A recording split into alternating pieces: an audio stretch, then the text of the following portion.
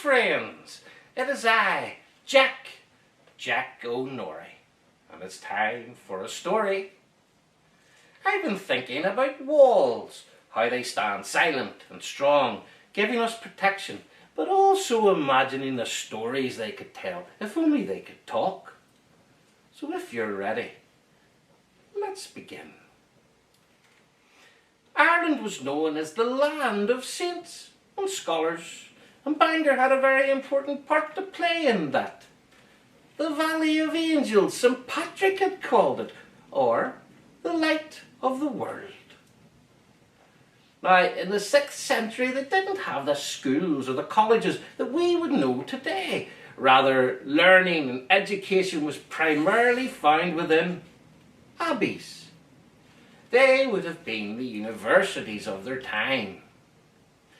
In 558, St. Comgall founded Bangor Abbey, and it very quickly became a centre of learning for all of Ireland. The rich and the powerful came from all around to learn about history, philosophy and musicology and other ologies. Now, the abbey itself would not have been the grand building that we know today. Rather, it was more of a sprawling settlement.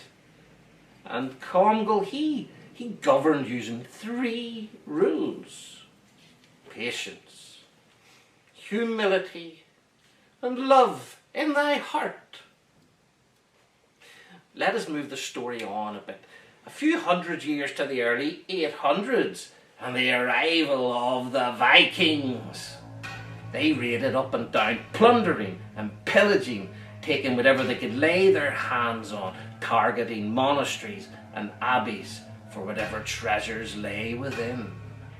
The Vikings settled in Bangor, enjoying the sheltered bay, using it as a launch pad for raids up the Irish coast and across to England.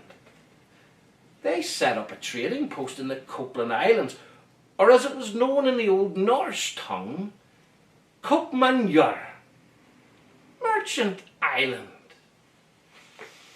Can you imagine all those Viking warriors in their longboats in the bay? Or even the booted foots of the shield maidens as they walked across the beach. Oh, hello, Astrid. Are you going over to the Merchant Island for supplies? Aye, Frida. Aye. Eric's boat's due in it. High sun there. And you? I have to go out and pick some fresh herbs and spices for tonight's funeral feast. We're bidding poor Bjorn farewell tonight. He's to be burnt at sea at sundown. The gods have blessed us with beautiful weather and nothing like a drifting boat burning out to sea and along this beautiful bay to relieve the pain of losing a good friend. I wonder, will he dine with Odin at Valhalla? He was a brave warrior, big and strong.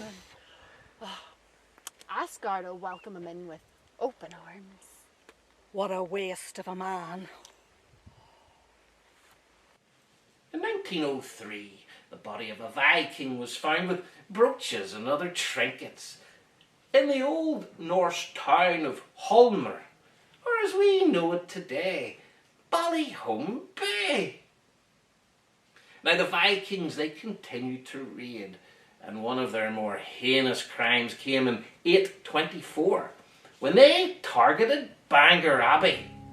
The annals, they tell us that they attacked the abbey, completely destroyed the oratory, and they killed many monks and many scholars.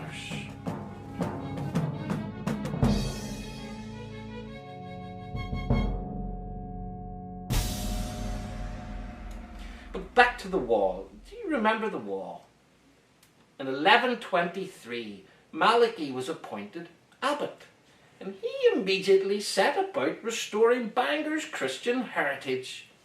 He built the first stone church in the town, the remains of which can still be found today. Malachys Wall. A shabby, unassuming wall running parallel to Abbey Street. It's the oldest man-made structure in Bangor.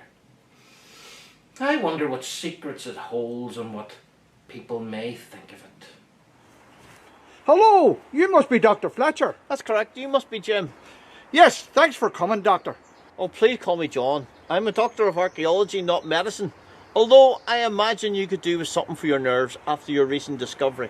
You're not joking there. It's not every day we find human remains on a building site. According to my team's report, you were digging in and around St Malachys Wall. That's right. The walls was built in soil, not clay. It's a wonder they're still standing. Yeah, well, it says here that you found a total of 20 bodies, men, women and children, and some broken pottery. That's right. Well, we think the group may have come from a rural farming community. There is certainly evidence of wear and tear and injury caused by physical work, and they all died of natural causes. So they weren't monks, and that's for sure. It's a real puzzle. Hey, what about this old bits and old broken pottery?